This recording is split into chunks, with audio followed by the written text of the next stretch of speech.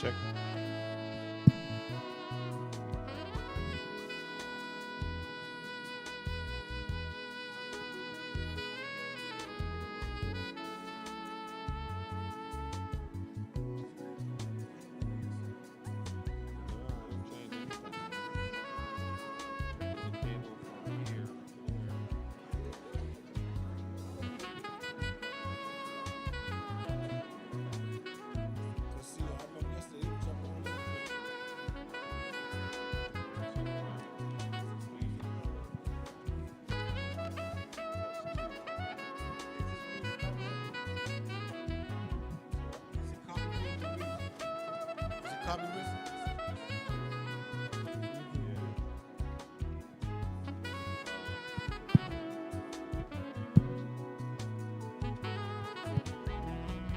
Do you want me to mute what I'm sending you?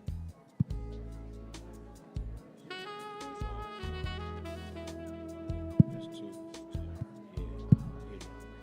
Let me mute it real quick.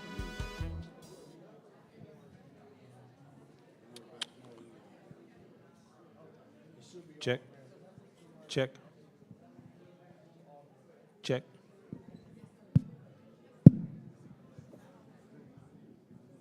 Because I muted you off what I'm sending you. Matter of fact, let me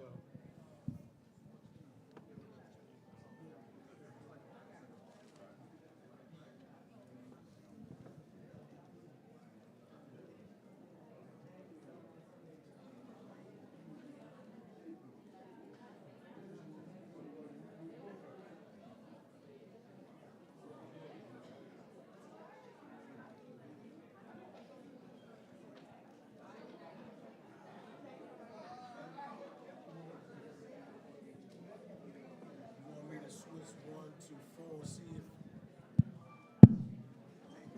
Check. Check. 1, 2.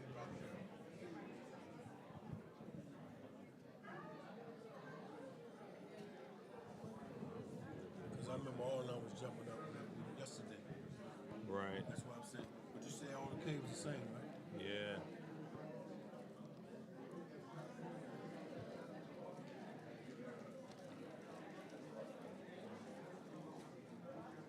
What's this other joint in here? Huh? What's this right here? That is that's audio out of the that laptop.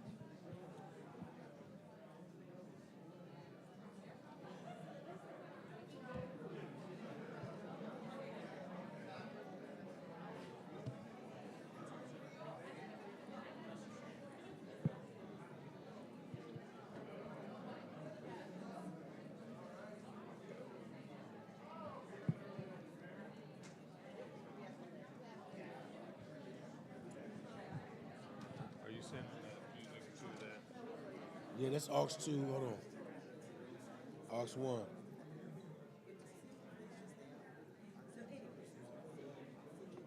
Yeah, that's the music. I'm sending aux 1. Send it all the way up. Turn it all the way up.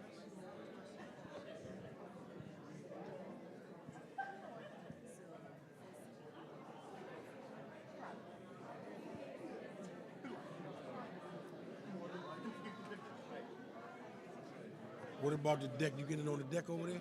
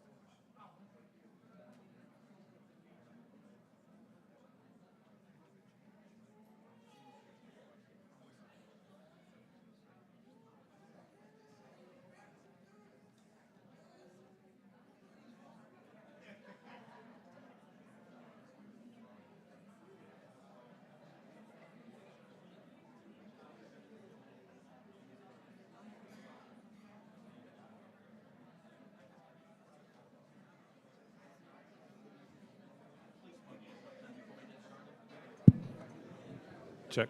1, 2.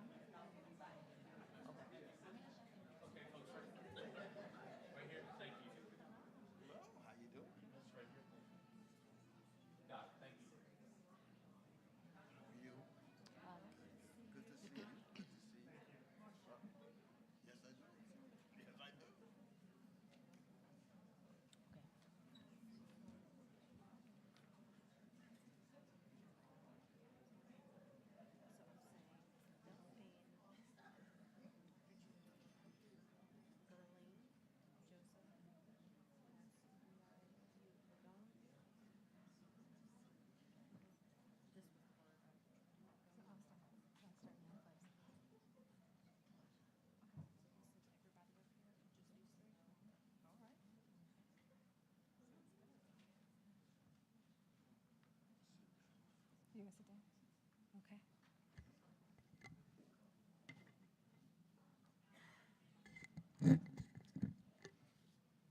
Good afternoon, everyone.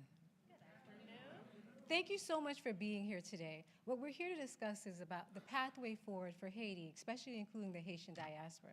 This issue is not only an important issue for the international community, but it's even more important for people of the Haitian diaspora like myself. This is an intimate conversation, and we know many times it becomes emotional because the suffering we've seen on the continent, the suffering we've seen in Haiti, has never been seen to this magnitude before. And so we come here today so we can talk about what are our responsibilities as the Haitian diaspora. How do we move forward supporting the people in Haiti and also supporting them from the United States? So we're happy to be joined here today so we could talk about the affirmative steps that we can take as a community. There are many different pathways to get Haiti on its feet. We already discussed several times about security and ensuring that we have governance. This conversation here today will talk about security slightly, but we're really going to lean into how do we partner together to build the scaffolding that Haiti needs. When it comes from hearing from the private sector who live in Haiti, we'll also talk about the psychological trauma that Haitians have been facing in Haiti, but also the psychological trauma that we're facing here as the Haitian diaspora, as we're seeing our families being raped, murdered, and living in these atrocities. It does have an impact on our mental health, and we must address it. We'll also hear from the State Department and answer some of the questions that you may have about how we can move forward. But most importantly, we want to hear your ideas on how we can move forward. Moving forward is going to be a group effort. There's not one person who has the right idea, but it's going to take a myriad of ideas, a myriad of people coming together, a myriad of us talking about how we make it happen as a group. And even though it may be painful, we must confront our past as Americans and our interaction, and our past as Haitian Americans and Haitians who lived in Haiti. And with that, we would love to begin by first recognizing our ranking member of Foreign Affairs Committee, Honorable Gregory Meeks.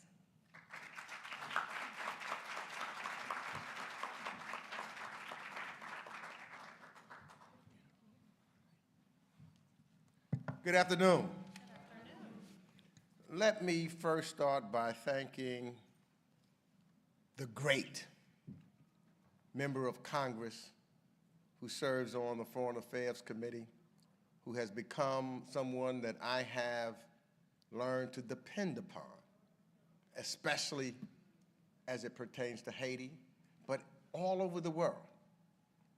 In Congresswoman Cherfilus-McCormick, we have someone who is focused, who understands the times of which we live and how to get things done. And I've got to tell you, as the former chair, now ranking member of the House Foreign Affairs Committee, you know, we've never had someone like her on the committee before. True story. I happen to be the first African American to chair the committee, but she is the first one who brings to the committee to put it to the forefront the importance of Haiti and the Haitian diaspora. And I think it was not by accident, as a result of the work that she does every day, and the fact that when we were on the committee, decided that we were going to make sure we changed the paradigm and put countries like Haiti and the continent of Africa on the front burner, not the back burner of politics in the United States of America. And so I don't think it was by accident that when the President of the United States spoke at the UN, the very first country that he talked about, the very first thing he mentioned at the UN is that we collectively around the globe have to work together to let Haiti rise to the greatness that it is and should be. It is that collective activity. And if you are anyone, but especially if you have African blood in you, then you know that Haiti has to hold a special place, especially if you're here on this hemisphere, a special place in your heart. And so therefore, that's why we have these priorities, because we owe Haiti a significant debt of gratitude for being that first mighty African nation to stand and fight for its independence.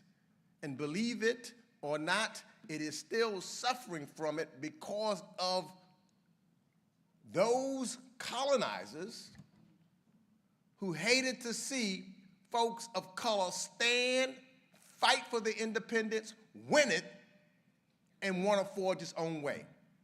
And so when I think of what we do here in the United States Congress, those of us here at the Congressional Black Caucus, it is that movement, the spirit of those that rose, that we are standing here at the 52nd Annual Congressional Black Caucus Conference.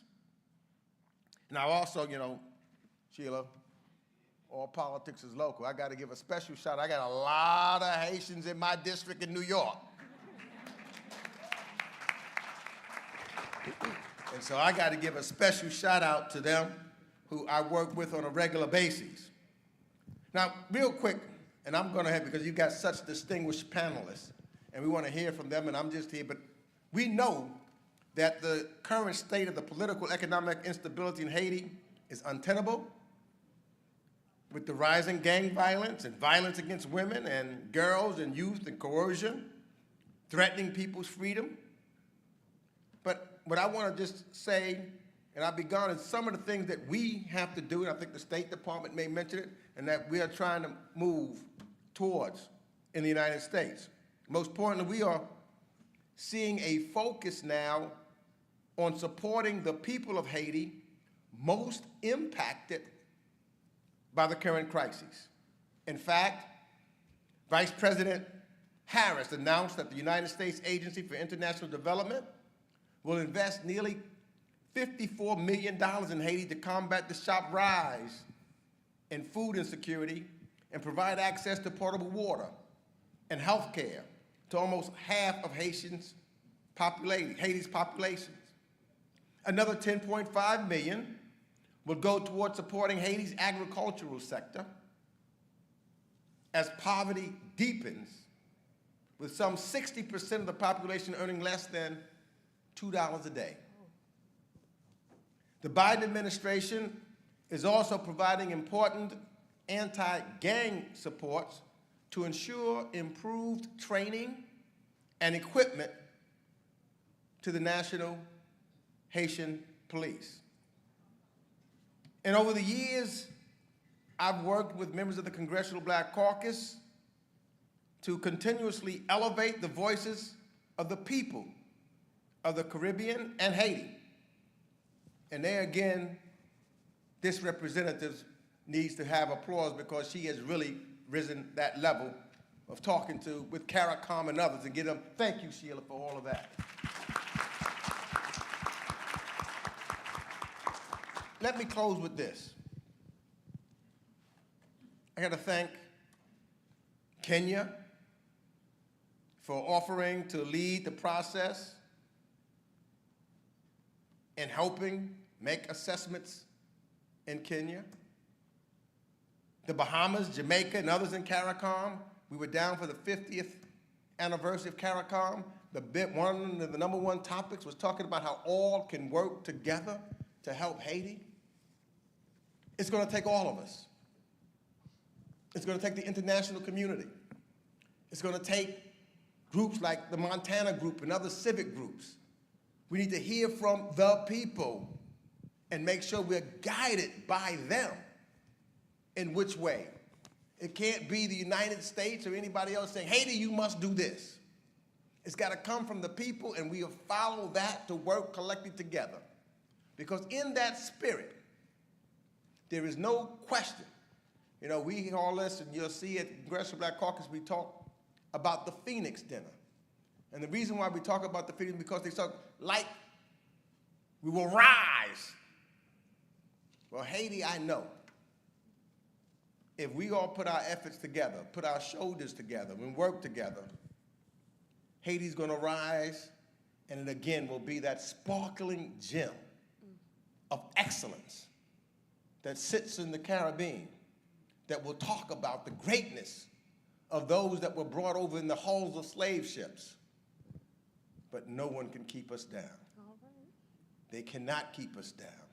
They will not keep us down. Haiti will rise again to be that shining nation to help lead the way to a better tomorrow for all. And Congresswoman, I look forward to working with you. I look forward to standing with you. And I look forward to traveling with you. Because we must go to Haiti together and do what we can, along with the administration, to make a difference. Thank you all, and may God bless each and every one of you.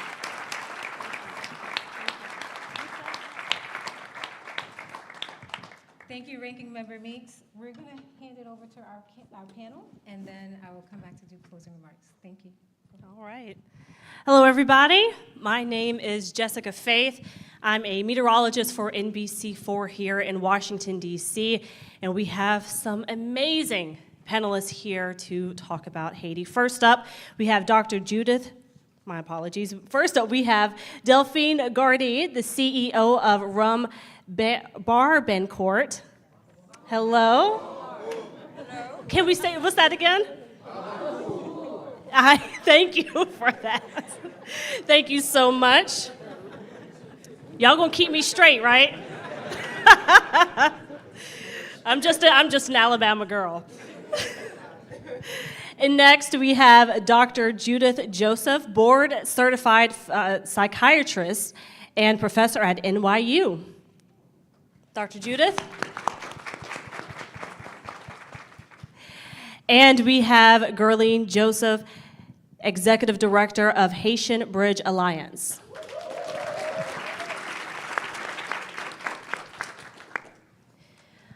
All right, let's start with the obvious. Haiti is in crisis. I don't have your information. Would you introduce yourself? My apologies. Hello. Hi, I'm Jarahn, Hillsman, the Office Director for Haitian Affairs at the State Department. Thank you so much. Thank you for keeping me straight. Let's start with the obvious. Haiti is in crisis and seems the country is often, if not always, in crisis. How do you utilize your talent, role, platform, and expertise to contribute and engage in the Haiti-Caribbean conversation? Going from my left on down. Haiti is in crisis. I live in Haiti. My name is Delphine Garder. I'm the owner and CEO of Wambamako. I want to thank Congresswoman Sheila McCormick for inviting me over here today and giving me the opportunity to talk about a path forward. The way I try to use my platform is to do a lot of social work and to try to get some of the diaspora or internationals involved locally in doing foundation work.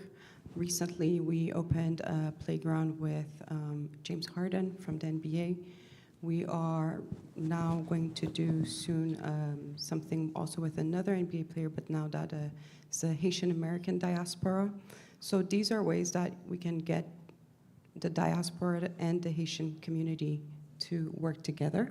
Find a local organization that is already doing work, that needs support, that needs help, and help them grow and bring your contribution. And I'm sure they'll be happy to include you, as I know there are many, many, many amazing people from the diaspora that are really, really brilliant, and sadly, that were not given the opportunities that they have received abroad. Thank you. Thank you. Next up, sir. Which question? The question: how do you utilize your talents, role, platform, or expertise to contribute and engage with the Haiti-Caribbean conversation? Me personally? Yes. Good afternoon, and thank you again for the invitation and for Congresswoman for putting this together. At the State Department, now the administration is particularly focused on doing what the U.S. government can now to dramatically improve the security situation on the ground in Haiti. And the full understanding that without security for people, the everyday things that they need to do, it's just not possible. Your kids need to go to school. All of the basic things that we might take for granted in the United States is not possible for people living in Port-au-Prince today. And with this in mind, the U.S. has essentially heard the call of Haiti, of the UN Secretary General, CARICOM, and others that something needs to be done, and is very supportive of standing up a multinational security support mission that is definitely international in nature, to support the Haitian National Police in bringing security and stability back to Port-au-Prince. And this, I just left New York this morning on a train to be here with you all, and I will go back as soon as this is done, because there are lots of active conversations happening right now in New York on how do you get the UN Security Council resolution passed that offers a mandate with credible protections and things of human rights, all of the concerns that might come up today if a mission were to go to Port-au-Prince. You know, what are the things you need in there? And which countries can we get to come to the table and be part of this coalition? These kinds of conversations have been happening, and they're very active and dynamic this week in New York. So we're very much focused on this to try to get the resources necessary to quickly get some type of relief on the security front to the Haitian people. And then there are multiple levels as you move with humanitarian assistance, development assistance that we can get to, but most initially, something has to be done to improve the security situation for individuals. I'll go quickly. Garlene Joseph, founder and executive director of the Haitian Bridge Alliance, the Black Immigrants Bell Fund, and the Cameroon Advocacy Network. We are the only Black-led, Haitian women-led organization at the U.S.-Mexico border fighting for human rights and migration. That means we wait for the Haitians, we stayed for everyone. Vis-a-vis Haiti specifically, I'll be brief. We need people, countries. We don't need allies, we need accomplices. People who are willing to do what needs to be done in order for us to move forward. Haiti has always been a friend of the world. The world has never been a friend of Haiti. So it is time that we start here at home.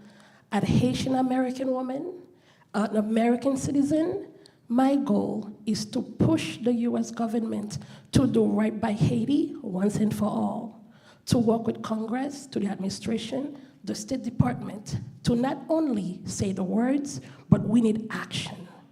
Our people are dying, and we know why. Congressman Meeks literally stated the facts, and the facts are true. As Black nation, the only one that dare to exist, we do understand that our very existence is our resistance. So therefore, we will continue to push through. I literally just got on the plane and landed here. Not because I felt like I needed to, not because I felt that I wanted to, but because I knew I needed to. Because we must speak on behalf of our people in Haiti and here. We see every day the result of what's happening in Haiti. I have families. 2 months ago, my cousin got killed by the gangs. So this is close to home. When we speak of TPS, we speak of humanitarian parole, we speak of family reunification, that is my family. So we are here to fight with you all to make sure that we move forward. Thank you so much.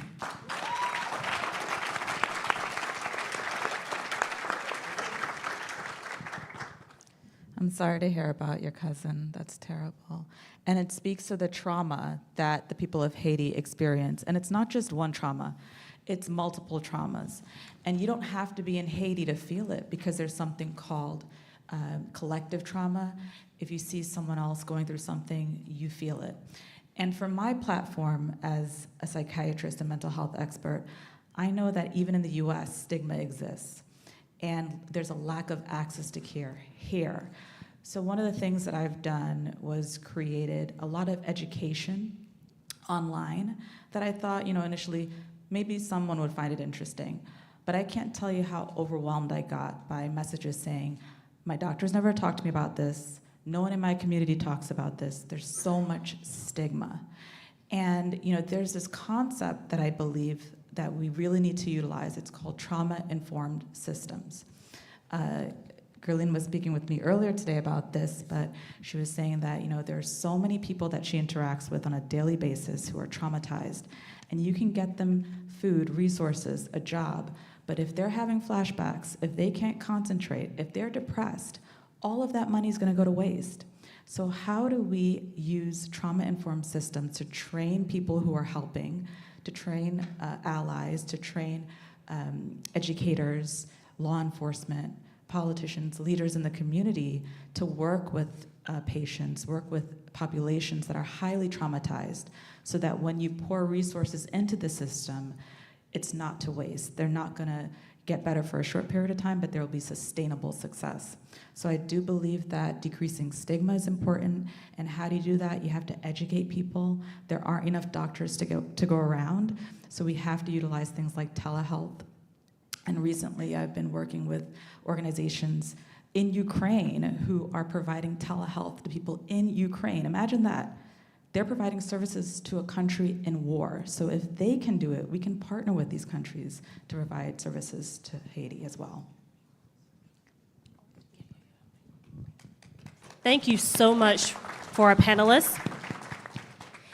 And to start, number one, with Delphine Gardier, how can we encourage a more inclusive and constructive dialogue among members of the Haitian diaspora and the wider international community about Haiti's future? So I think the first step is that Haitian diaspora have a view of Haiti, which is often the view of their grandparents, of their parents, or even, for instance, the Haiti of my childhood. Sad to say that this Haiti today no longer exists, and this is the first step into helping Haiti.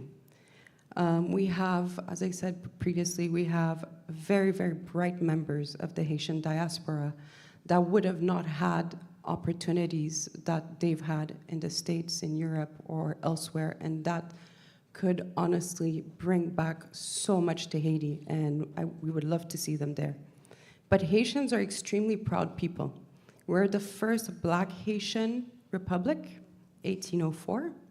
So we have a very strong culture, and we're very much attached to this. But we also have a lot of trauma. We have a lot of collective trauma. For instance, my family left Haiti during the dictatorship. Then we came back. Then you had also the era of the embargo. Then we had natural disasters, 2010. And more recently, we have the gang issues. So, and we're also an island, so we're pretty much cut off from the world.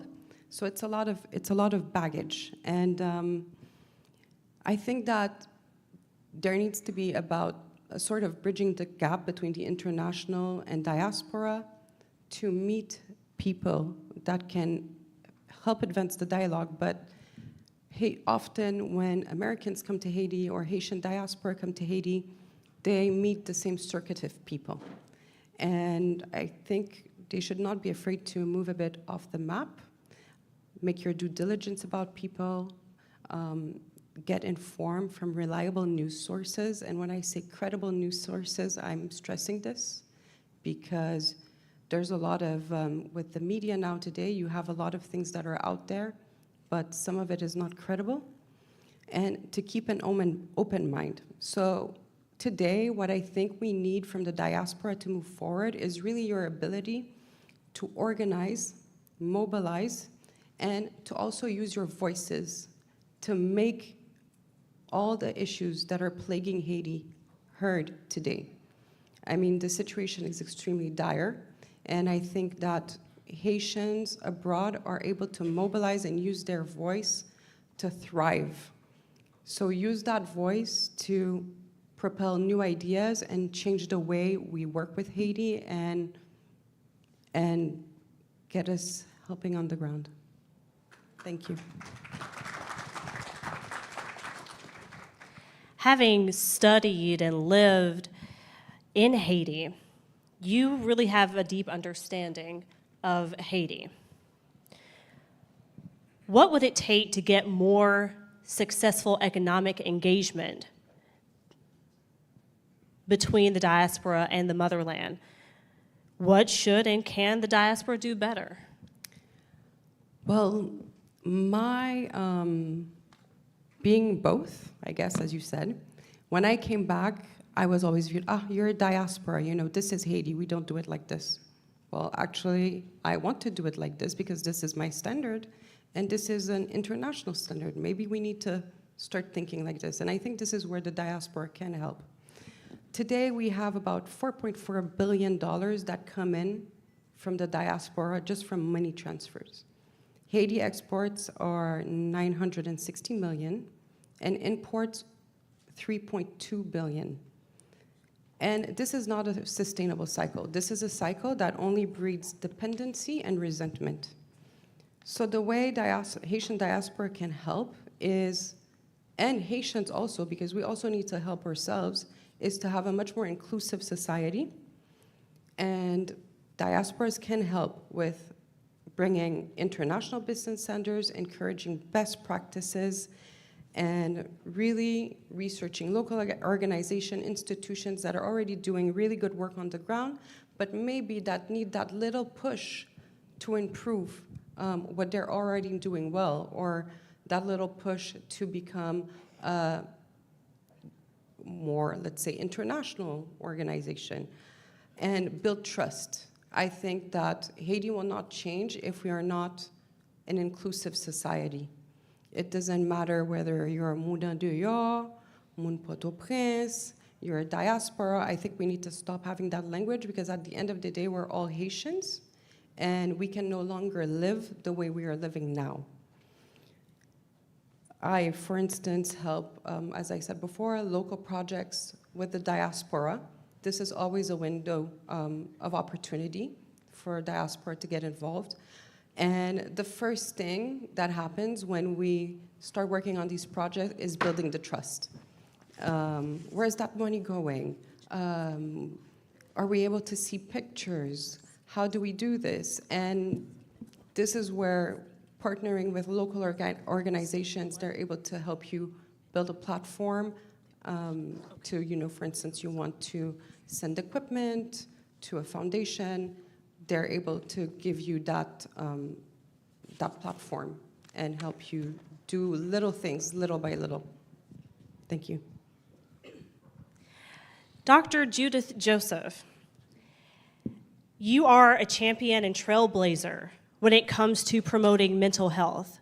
Our Black and brown communities have struggled immensely with mental issues, oftentimes unnoticed.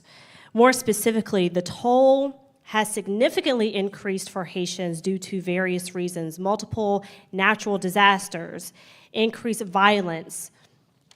How much do you think the failure of properly addressing this issue contributes to perpetuating the trauma? You know, there's a very famous study called the ACEs study, where we looked at adverse childhood experiences and how they led to adverse medical conditions like diabetes, hypertension, mental health issues, substance abuse. And we're starting to change the way that we think about trauma, because we're realizing that it's not just things that happen to you in your childhood that affect you, it's also things that happen throughout your lifespan. One of the studies that I'm conducting right now in my lab looks at traumas throughout generations, so intergenerational traumas, mass traumas like the pandemic, like war and COVID-19, and how that shapes the human behavior and the human brain. So we know that trauma impacts you well beyond childhood. And Delphine and I were speaking earlier about some of the initiatives that her business is working with in Haiti, and how it's a challenge because there's so much stigma that still exists. People don't want to be seen going into a mental health office. You know, we don't want to preach at people or talk at people and say, you shouldn't be ashamed. No one's going to think you're crazy, because the reality is that people will call you names. They will shame you. So we want to validate the concerns of communities, and we don't want to talk at them. So we have to learn with them. One of the most important things is research. Now, I'm of Caribbean descent, so I'm interested in this. So we have to have doctors, researchers, psychologists, psychiatrists studying this, because they want to help. And there's no other way to do it, I think, if you don't partner with communities, if you don't have an invested interest. So we need doctors that look like us, that speak languages, that understand our cultures. And if we can't get that, we need to train doctors in cultural competency. And you know, with regards to stigma, you want to include the community. You want to shape and frame the intervention in terms of their goals. For example, instead of saying, well, this child needs to get better in school because it's creating a problem for the classroom, we'll find out what the child's goals are, work with that child, frame it that way. You know, put the treatment in the schools, put the counseling as a part of the education, versus, you know, burdening the family with having them pick up the child from school, take them to an appointment. Who has time for that? You know, you can pour all of these initiatives into a system, but if it doesn't work for the person you're trying to reach, then you're just wasting your money. And you may have to shift the way that you approach things. You know, when I worked throughout the Caribbean, when I was a medical student at Columbia, I traveled to different Caribbean countries to figure out, you know, what it was they were doing. And there wasn't a lot of mental health. I probably found one office, but what they were doing was, if someone came into the office for a wellness check, if they were pregnant, that was an opportunity to screen for postpartum depression. If someone was coming in for their hypertension, that was an opportunity to screen for depression. So you have to meet people where they're willing to meet you, and don't just assume that everyone's ready to talk about their trauma. Because one of the symptoms of trauma is avoidance, right? So why do you want to talk about something that you're avoiding so that you can just get through your day? So we really need trauma-informed systems. There are several states that are already doing it: Missouri, Delaware, California. But the problem is that, A, a lot of people don't know about them. They don't know how to utilize the training, and the training is expensive. So partnering with organizations and businesses that are willing to support you in that effort, and you know, train the resources that are already there, the people that are already there, that's really, I think, the way to go. Thank you for that. Gerline Joseph, the mass migration from Haiti epitomizes how dire the situation is. What strategies and policies can be employed to foster collaboration among legislators, advocacy groups, and the diaspora to ensure coordinated efforts for Haiti's benefit? Thank you so much for that question. As I mentioned earlier, what we are witnessing at the border is a direct result of what's happening on the ground. When people are being killed, when entire neighborhoods have to flee, like Machin des Salines and other places currently, right? And when there is nowhere for people to go, when people flee their communities to go ask help at the U.S. Embassy, and then the police who are supposed to protect them chase them from there with tear gas. So these are the issues we are seeing.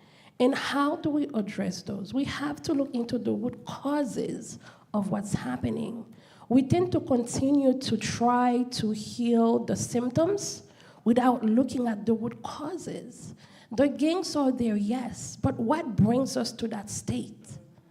Like you, I was born in Haiti. I grew up there, moved to the U.S. The Haiti that I knew, that I fantasized about, no longer exists, right? When children can no longer play lago caché, that's a problem. Hide and seek. There is no life for children to learn, right? So we have to understand the root causes that are pushing people to the U.S.-Mexico border. And how do we work together within the diaspora? And we have actually one of the largest group of elected officials in the country as a part of sub-communities. The Haitian American elected officials, I think over 100 strong, past and present. And we are so blessed to actually have a member of Congress who is a part of that and leading the way to make sure that things are happening on behalf of Haiti. But we must make sure we understand politics, right? When we speak on things, we have to understand how do we strategize to make sure that happens? How do we make sure when we talk to State Department, we come with the ideas and solution. I'm solution-driven. If you are here to just talk, I will get up and I will leave because I need to see solutions and I want to see that happen. When we are talking about that, make sure that people on the Hill understand, right? It is our job to educate, so we continue to do that. Immigration is a Black issue. There's a big discontinue in this United States of ours where we speak on immigration, we don't see Black representation.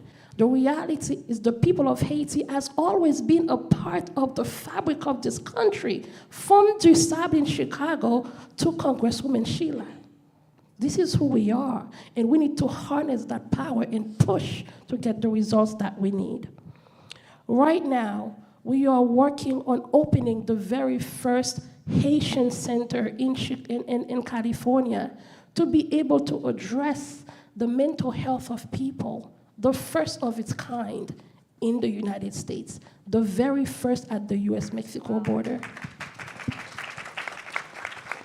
I also want to say thank you to Congresswoman Wilson for always standing on behalf and with the community. It really means a lot.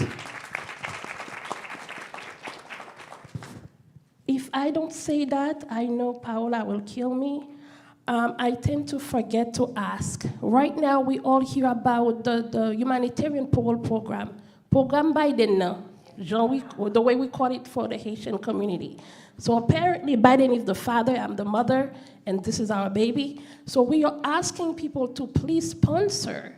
We are currently in a battle to save the program. It is for Haitians, for Cubans, for Venezuelans, and Nicaraguans. It is also based on a program for the Ukrainians. Guess what? The 21 states didn't have a problem when it was for the Ukrainians. And we say we must welcome the people from Ukraine with dignity. We must help them and welcome them. I was the first one on the ground welcoming the Ukrainians. But the moment Haiti was included, then they have a problem. So we must come up. I know it's difficult. I know we each and everyone have a family in Haiti that needs help. But we are making a call to action for people to sponsor and welcome people in that program because it is at risk. We are currently in court. I just came back from court in Texas when they clearly state they had no problem policing blacks and brown, but they didn't have a problem continuing the program for our brothers and sisters from Ukraine. So sponsorship for the humanitarian program, pushing the administration to continue to provide legal pathway for people. One of the things that we can say is Haitians are one of the leading community in using CBP1 at the border, because we do the outreach and education. We make sure that our communities understand the risk, so we work with the government to make sure those things happen.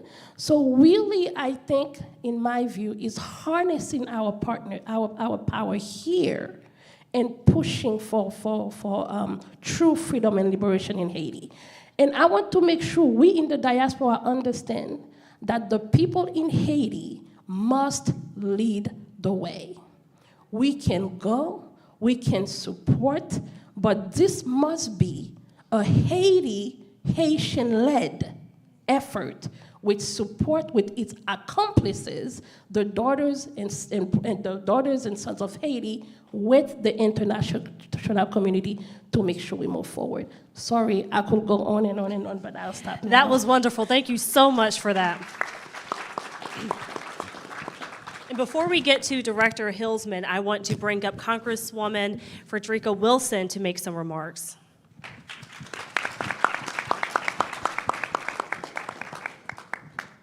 Oh, you want the mic? Good morning to all of you. How many people are in the room from Miami? Raise your hand if you're from Miami, or South Dade. North Dade, all Dade, South Broward, all Broward. Okay. Before I go any further, I just want you to know that I have no soles on my feet, my shoes, because of the miles that I've marched for Haiti and fought for Haiti. So I'm just going to give you just a little tiny background about me and Haiti. In 1980, I was a principal of a school called Skyway Elementary, and Haitians were coming to America. And as they were coming, they were arresting them at the airport. I didn't say they were coming on boats. They were coming on airplanes. They were lawyers, they were doctors, they were professionals, and they were coming looking for a better life. Think about where you were in 1980, okay? So as they would come, they would arrest them. And I kept reading about this in the newspaper, and I kept seeing a man's name, Father Jarahn John Juice. And I called him, and I said, tell me this. What is going on? So he said, who is this? I told him my name. He said, what do you do? I said, I'm a principal. He said, well, you can't help me. I said, well, who can help you? He said, you're U.S. Senator. So we had two U.S. Senators, Lawton Childs, and was the Democrat. So he said, do you know him? I said, I do. So I flew to Washington to meet with Lawton Childs, who had no idea that these Haitian people were being arrested. And it was thousands of them, and they were putting them in a detention center called Chrome. So I brought him to Miami. Now, I didn't say that I was a congresswoman. I didn't say that I was a state senator. I said I was a school principal. So I brought him to Miami, took him to Chrome so that he could see these professional people who were in prison. And he signed an edict to have them released. So as they were released, they formed the first neighborhoods in Miami-Dade County of Haitian Americans. Some of them I still know. So that's how your community started. And they still wouldn't stop. They still kept picking on the Haitians. They still kept arresting them. And then after Chrome, after they let the women out of Chrome, they began to put them in a jail called TGK. And before you leave, I want you to look at this picture. This is a picture of me, Reverend Sharpton, and Marlene Bastian. These are the women, Haitian women, who were in TGK for nothing, just for coming to the United States of America. And you're me. I fought and fought until I got all of them released. So as years passed and I became a state house member and a state senator and now a congressman, I would travel to Haiti for the State Department to monitor the elections, to watch the people as they were electing presidents. And they were cheating. It was cheating. But then when you did the election again, it was cheating. So what you said now, it's time for this solution to be led by Haitians in Haiti with the support of the international community to try to find a way to bring stability, first of all, to Haiti so that we can meet the goal of building a nation from the beginning. Do you understand that every elected official's term in Haiti has expired? Expired. There is no government. So we, supporters of Haiti, the diaspora, the Haitians in Haiti, all of us must come together with the international community with a plan on how do we build a nation from scratch. You have one person running Haiti, and that's wrong. That's unfair, because he really doesn't know what he's doing. So you have to come up with a plan. Don't just talk and talk, write. Plan. Come together. Who are you going to support? Who are going to be who will the mayors be? Who will the council people be? Who will the senators be? Who will the parliament members be? Who will the prime minister be? Who will the president be? You've got to build a nation. So keep that in mind. Thank you for inviting me today. I love you. I am so Haitian that I'm Bahamian.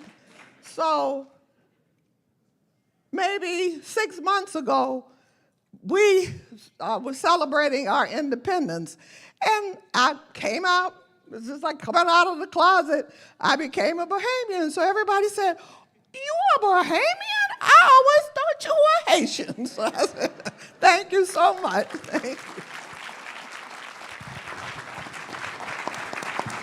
Thank you so much. Director Hillsman, how does legislation such as the Haiti Criminal Collusion Transparency Act support the people of Haiti in their fight against the gangs? Thank you for the question, and it's hard to follow the representative. But it's important to note that as part of the strategy of the administration, of the government, is to leverage financial sanctions and visa restrictions to, in an unprecedented way, to have individuals who are actively supporting the conditions that have led to what we see in Haiti and specifically in Port-au-Prince, that you hold them accountable. And since 2022, 50 individuals have been who've involved in gang activity, drug trafficking, corruption, gross violations of human rights have been added to this list and action taken. And so from the administration's perspective, this strategy is part of a number of things that are necessary to help Haiti find the stability and the prosperity, along with the immediate security stabilization through a multilateral security support mission, as well as international actors, as well as Haiti doing its role. But through financial sanctions and visa restrictions, you have to hold the individuals accountable who are supporting and funding activity that is actively making people's lives miserable. And real quick, just one more question. Why does the U.S. believe Kenya is the best fit to play a leading role in the multinational security mission in Haiti? That's okay.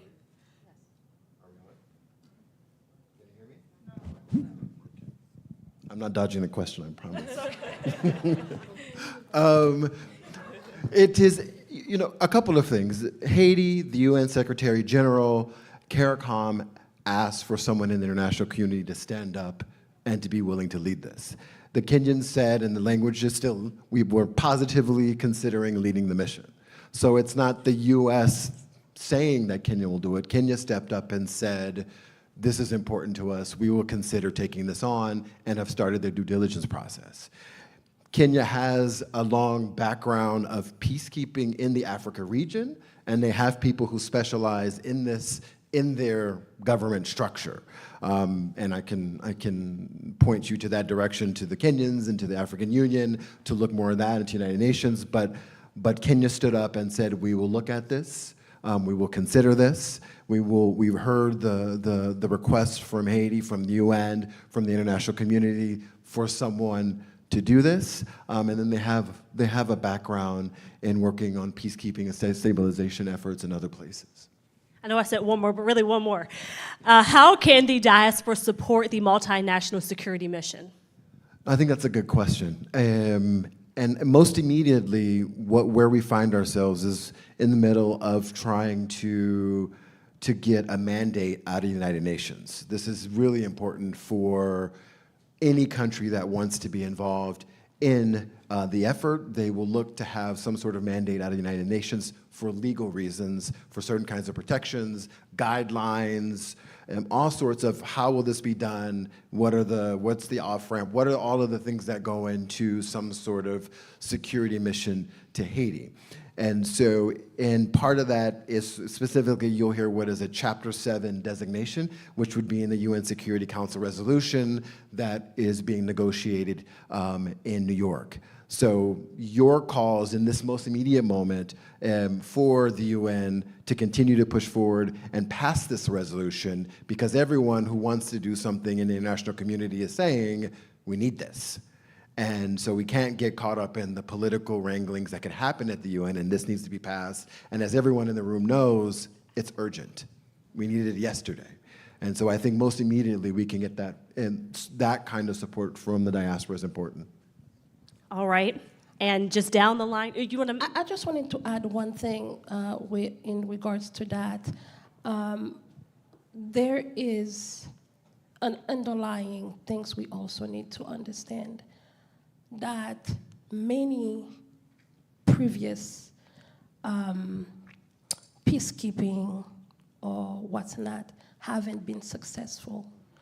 So therefore, we do not want Kenya to just be the black face. We want to make sure that there is a plan to work with Haiti, with the people of Haiti, with the masses of Haiti, not just those who will benefit. I was kind of very discouraged. The first, the visit was mostly in the intention to secure specific buildings, not really protecting the people. So we will strongly caution that yes, this is critical that Haiti move past where we are today, but not have Kenya as just a puppet or a black face to do the bidding and continue the same pattern. Understanding we still deal with cholera, what is the result of previous UN intervention. We wanted to bring that into space as well. Okay, and then I'll go after you. Go ahead. I'll let her answer. I totally agree that some of the peacekeeping missions in the past have not been successful. However, we have to be very conscious today that the situation in Haiti is something we have never seen before. The country is being ruled by over 200 gangs that control the country. 80% of Port-au-Prince is currently being controlled by gangs. Port-au-Prince is cut off from the provinces. And the first half of 2023 saw over 2,000 people killed by gangs, over 1,000 people abducted, countless people are being raped, and are also being sexually abused. Some women are having their breasts ripped out, sent back to their villages, kids being raped. And recently, right before the summer, we had a civilian movement of 200 people being lynched publicly and burned alive just a block away from my daughter's school in a popular justice movement which we call Boakale. Police officers represent about 2,500 men that can be mobilized at once. This is less than half of what the police force is in the Dominican Republic for about the same population. So you have 2,500 police officers for 11 million people. So that just gives you about the proportions. Police forces are tired when you speak to them. Gangs find out where they live. They are under-equipped, underpaid for the level of risk they are taking, and we have no more army since the 90s. Economically, we've lost about 22,000 jobs in the textile sector, if I'm not wrong. 3,500 hotel rooms at an occupation rate of 5%. 7,000 direct jobs were lost, which in Haiti means 70,000 indirect jobs because one person feeds 10. And agricultural producers have lost about 15 million in turnover. Artisans and artists, for instance, Noai, are no longer able to produce or sell. And we have about 300 million worth of direct international investments that are at risk right now.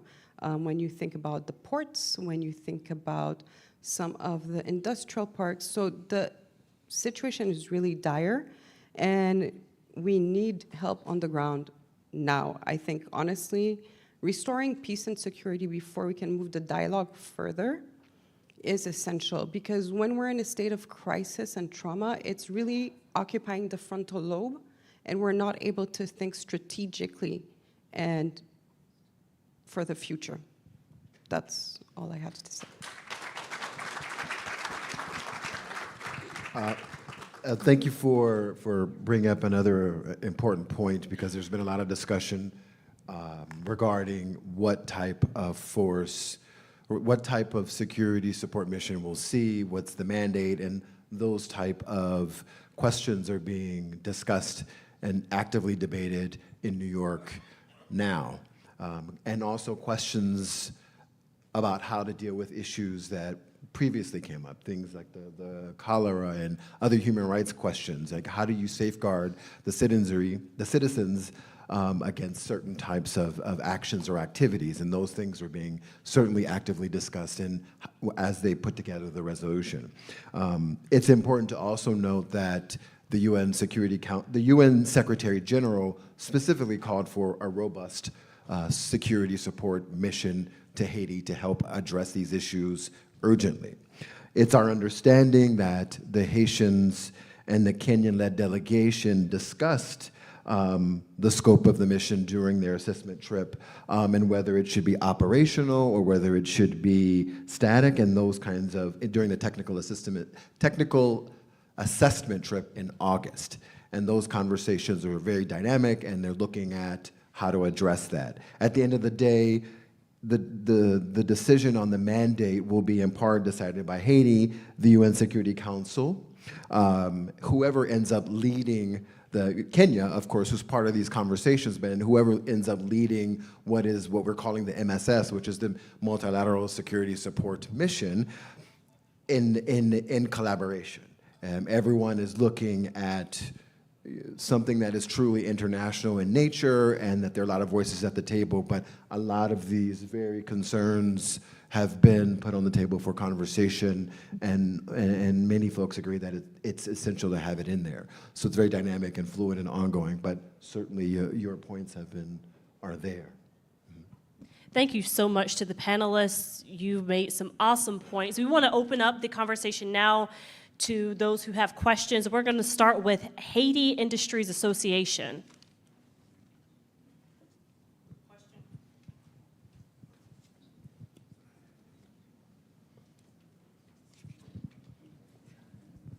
Thank you very much, dear panel. for the frank conversation. I think we owe it to each other to be frank and to face reality in the eyes. The situation is going from bad to worse, hour by hour.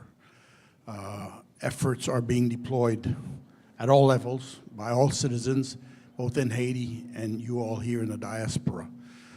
We almost feel guilty being here because while so many are suffering and going through hell every day and night, it is serious. I think we've learned from previous missions, so there are mistakes certainly to be avoided, and I think we're all smart enough to do that. But inaction, as you said, is the worst.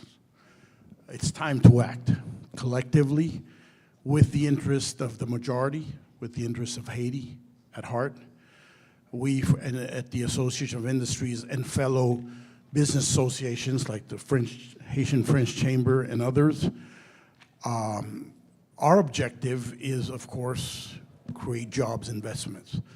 The security situation, yes, must be faced with high-level, robust deterrence, military, but it's a wholesome approach because there has to be immediate investment projects, labor-intensive projects in the most impoverished neighborhoods that have been left forever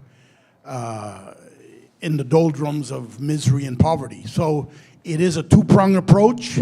Yes, deterrence, high-level deterrence, which will help save lives by intimidating the heavily armed gangs that are increasingly and very heavily supported by the narco-trafficking sector. An unstable country is good for their business, and it's bad for the rest of the population. So yes, two-pronged approach, military force, deterrence, overwhelming force, but also the socioeconomic investment, starting with the most vulnerable neighborhoods throughout Haiti, because that's where the gangs recruit. When youth lose their hope, then obviously they will have a tendency to listen to the nefarious elements in the society. So we're in this together. We come up here almost every month to promote the early renewal of Hope Help legislation. As you know, the garment sector, we've proven our ability to produce competitively, represents over $1 billion in export, 900 and some, as Mrs. Gardere pointed out. And we can generate jobs very quickly with an early Hope Help renewal. So we count on you for that. We've been fighting a lot against contraband and corruption in Haiti, and that's as much on the forefront as the Hope Help renewal. So count on us. Let's interact together. We're a powerful force, united. So let's make it happen for Haiti, for a sustainable, new Haiti to the benefit and a better quality of life for everyone. Thank you. Thank you. I think we have one more comment. To jump on what Mr. Lemke was saying, I think the future of Haiti, we need to consider a thorough reform of the justice system and put an end to impunity. Also work on establishing good quality national education, establish public health care systems, establish infrastructures. I mean, it's really going back to basics. Anything that is, grand project about developing, building a nation, that's where we need to focus for the future. Going back to the basics, infrastructure, education, security, justice. And the justice system also goes with the contraband issues, which we're experimenting. Because as soon as people realize that, for dictatorship ended 40 years ago, there's never been anyone punished. If no one ever gets punished, then, the cycle continues. So we have to start with this and establishing proper infrastructure and ecological awareness, and also proper land register, because this is also a major issue and also adds to the uncontrolled urbanization issue and uncontrollable disaster issues. Thank you. Thank you. We could take one or two questions. Does anyone have a question for the panelists? There's one question back there. Do you guys want to give him the mic? My name is Yaya Fanusio with the United States of Africa 2017 Project Task Force. What you all should be talking is to get France to give Haitian 60 billion they've taken from them. That's what you all should be talking about. You have a problem with that? If you don't know about it. Thank you so much, sir. Thank you. All right, one more question. Okay, we have a few questions.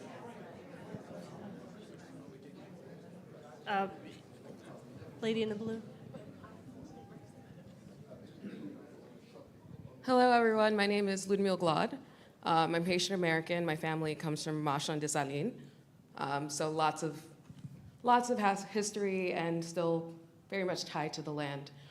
There was a conversation around getting diaspora and Haitians in Haiti to bridge a gap. How do you see that happening when there are stereotypes that diaspora may want to try and galvanize against? So, you know, it does give a more one-sided take. For example, a lot of younger diaspora will say, Haiti's great, Haiti's beautiful, but how do you keep the conversation honest with the beautiful island versus what's occurring with security, food injustice, et cetera? How do you address that? Let me go quickly. It's not one or, it's both. Haiti's beautiful, Haiti's wonderful, our history rich, our culture, to me, is one of the best in the world.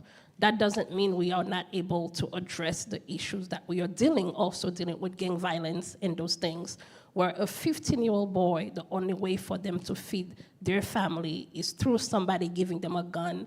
They cannot go to school. The agriculture have been destroyed. There's no hospital, as you have heard. So really, it's this and that. We are dealing with that while we can also celebrate who we are and uplift our culture here in the United States. It doesn't take away from the fact that right now we are dealing with a crisis. And I would say you can't do one without the other. If you don't have that pride and history, then how are you going to become empowered? And I talked about this organization that I worked with, that I met recently, where the medical students were of Ukrainian background, and they were so proudful. And because of their pride, it empowered them to create structures to help people who are in crisis in the middle of a war.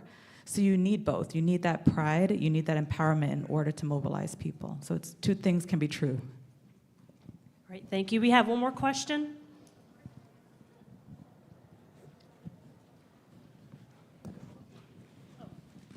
If I could add a non-State Department thing to it, and that is encourage the youth to be a part of this structure that I'm in as they're growing up, study international affairs, look to get themselves involved if they want, either in NGO, the kind of work where they feel like they can be a part of solutions as well, could be another way to channel the interest, channel the love in a way, but they're doing it from the side of where they were born and raised as well. Good afternoon. My name is Christine San Jules Olivo. I have a question from Miami. And I'm a small business owner. I want to know, how can we partner with the people in Haiti digitally? Like, are there any partnerships that we can do to employ? I don't know what the setup is as far as Wi-Fi and internet connection, but is that a possibility that we can partner and hire, outsource through Haiti?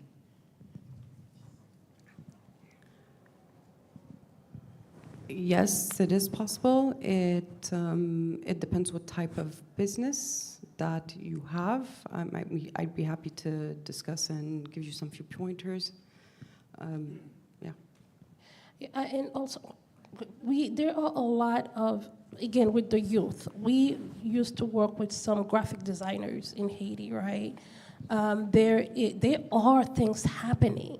There's the Haiti Tech Summit happening in New York, I believe, next week. I'm leaving here, going to the UN right after this as well.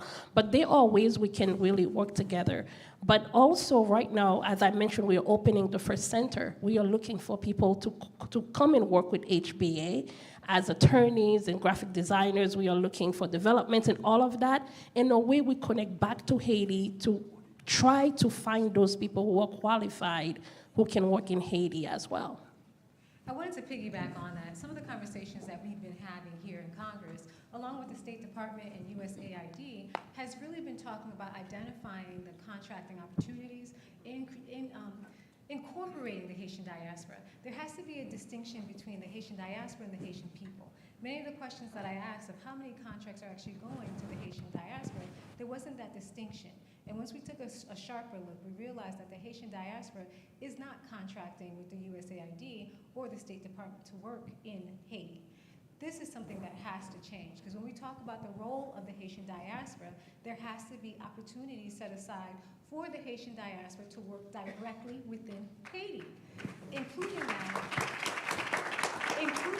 it is the technological standpoint, so we can start serving Haiti with our cultural competency, serving Haiti with our skills, but more so serving Haiti with our heart.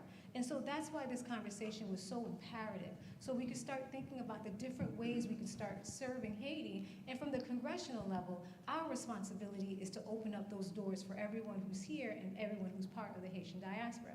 In addition to that, what we see going on here with the tug of war, how we help Haiti and which direction to go in, we must focus on how we can further the conversation. Safeguards are imperative when it comes to intervention. Understanding what the scaffolding for the government looks like and our involvement is imperative, but also understanding how do we build Haiti economically? How do we join our forces economically? How do we get all the professional groups we have in the United States to now serve in that capacity in Haiti, but be direct contractors? That is the new shaping of Haiti, where we have a direct voice, where now we're not outsiders looking at it from the outside, but we are deeply ingratiated into the process. So no longer do we stand on the sidelines just criticizing, but we're now part of the solution. So the goal today of having everybody on the panel was not just for us to have an aspect that we don't usually hear, which is from the Haitian business class, but also have the standard from Gerline, who's at the border. Also get the viewpoint from mental health specialists. There's a lot of different avenues that we can open up the doors to. So what we hope to take away from here are action points. Please contact my office and let us know, where could you intervene yourself? What doors should we open up for you, your business, your school, your organization? How can we fill you in those holes? The reason that everyone's here today is because we all have a place here. And so I ask you with deep respect, please stand up and take your place in this moment. Stand up and fill that gap so we can move this situation forward. And truthfully, in 10 years when we look back at this situation, we must realize that it was our efforts that turned Haiti around. That it was our generation that delivered the promise to our parents, which was to be one day able to return to the Haiti they remember. We have to do that and take that responsibility seriously, because we can achieve it in this generation. So I want to thank everybody, our moderator. Thank you so much for being here. Thank you, everybody, all of our guests for being here.